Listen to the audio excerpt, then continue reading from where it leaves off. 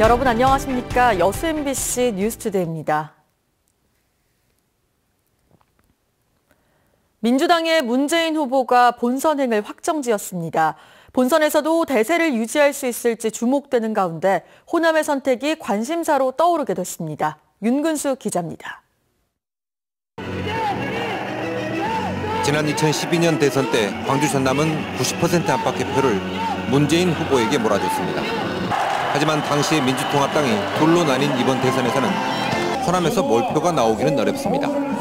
당내 경선 과정에서도 호남의 유권자들은 민주당의 문재인 후보와 국민의당 안철수 후보에게 각각 60%대의 비슷한 지지를 보냈습니다. 여론조사에서 나타난 두 후보의 지지율 격차도 좁혀졌습니다. 문재인 후보는 5년 전보다 더 준비됐다며 본선에서도 압승을 다짐하고 있습니다. 본선으로 달려가겠습니다. 정권 교체 책임지겠습니다.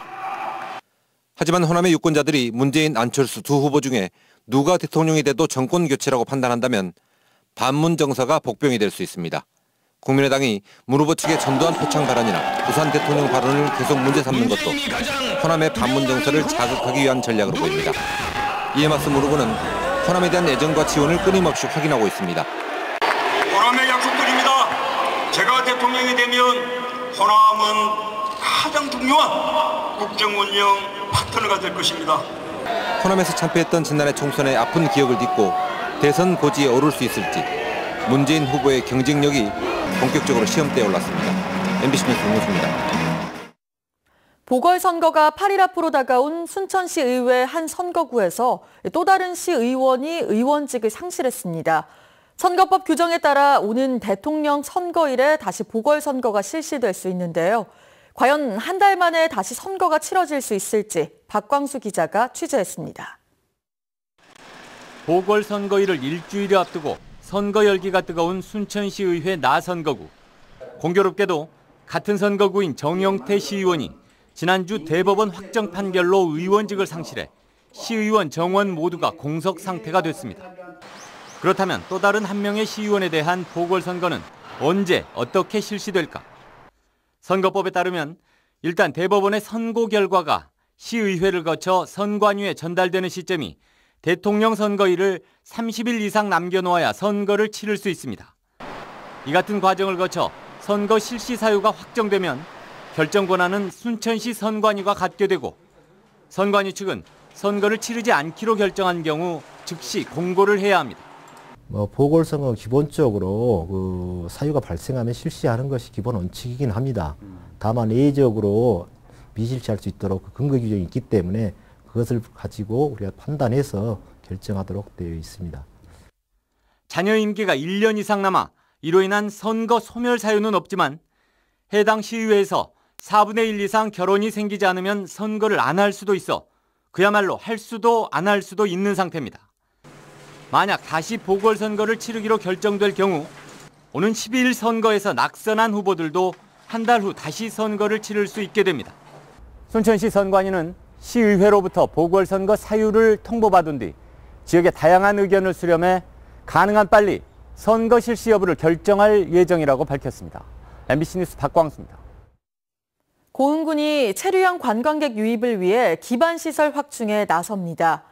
고흥군은 오는 2012년까지 여수와 순천 등 전남 동부 지역을 연계한 남해안 오션뷰 명소화 사업을 추진하기로 하고 연륙 연도교 완공과 국토부의 광역관광 루트 개발에 맞춰 영남면 해안 일대를 중심으로 회센터와 해안데크 등 관광객 편의시설을 마련할 계획입니다. 고흥군은 또 우주발사 전망대와 파령산 등 기존의 관광명소와 연계한 프로그램을 개발에 나서기로 하고 이를 통해 체류형 관광객이 증가할 것으로 기대하고 있습니다.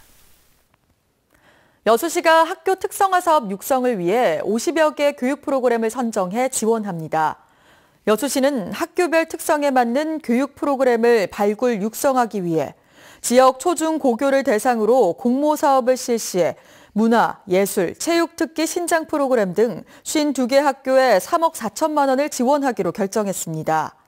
심사 결과 52개 학교 가운데 최우수 프로그램으로 선정된 8개 학교에는 최대 1,500만 원씩 지원됩니다. 광양시 중마동과 금호동 주민들은 그동안 가까운 거리에 위치해 있으면서도 바다를 사이로 먼 거리를 돌아가야 하는 불편을 겪었는데요. 하지만 최근 해상보도교가 완공되면서 걸어서 10분 안에 오갈 수 있게 됐습니다. 김종태 기자입니다. 바다 위로 중마동과 금호동을 잇는 웅장한 다리가 모습을 드러냅니다. 길이 300m, 폭 4m의 해상보도교로 모두 85억 원의 사업비를 들여 착공 1년 9개월 만에 개통에 들어갔습니다. 다리 중앙에는 바닥을 투명한 강화 유리를 깔아 10m 아래 바다를 바라보도록 설계됐습니다. 야간에는 형형색색의 조명이 다리의 멋스러움을 더해줍니다.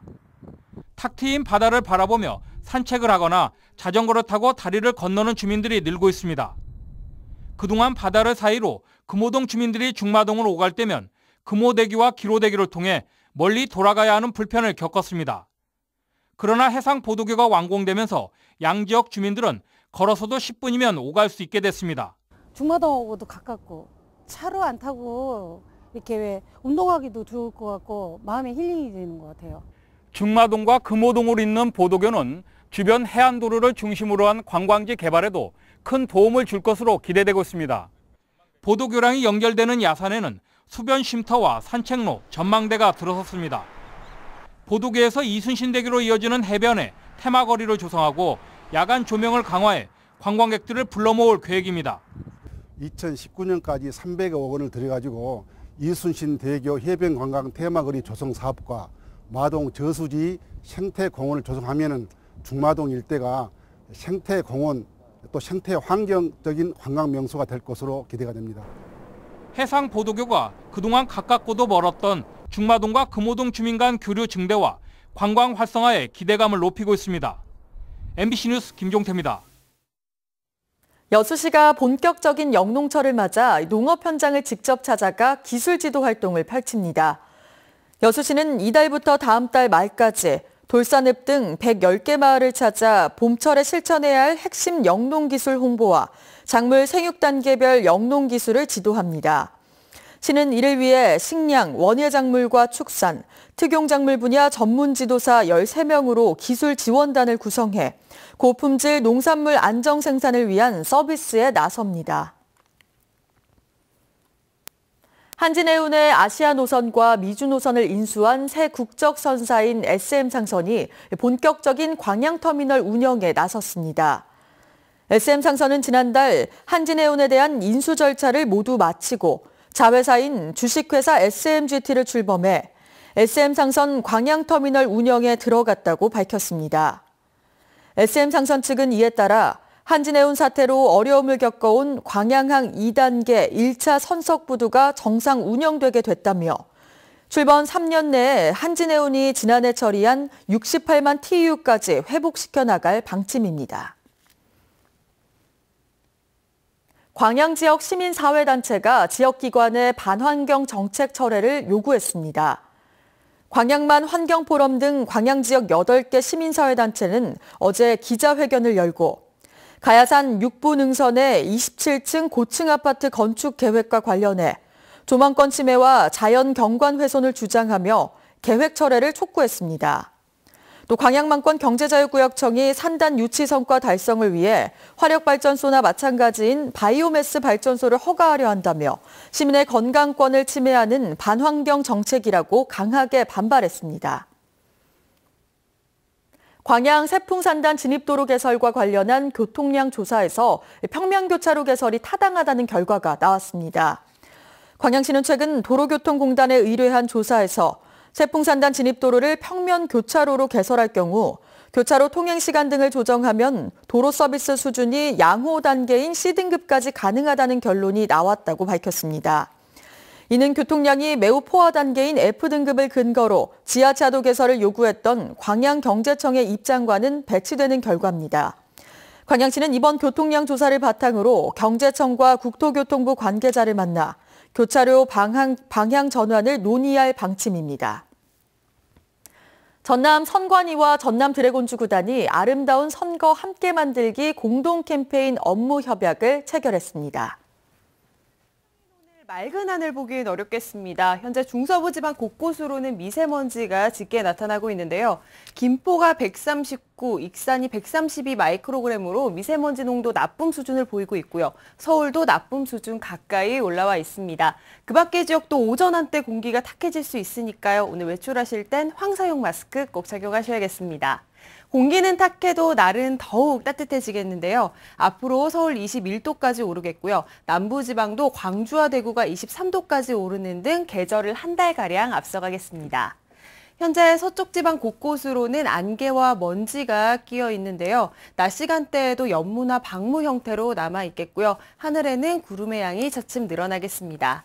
출근길 자세한 현재 기온 보시면 서울 6.7도, 창원 9.7도를 보이고 있는데요. 한낮에는 서울 21도까지 일교차가 크게 벌어지겠습니다. 식목일인 내일부터 금요일 사이에는 전국 많은 지역에 또 봄비가 올 전망입니다. 날씨였습니다.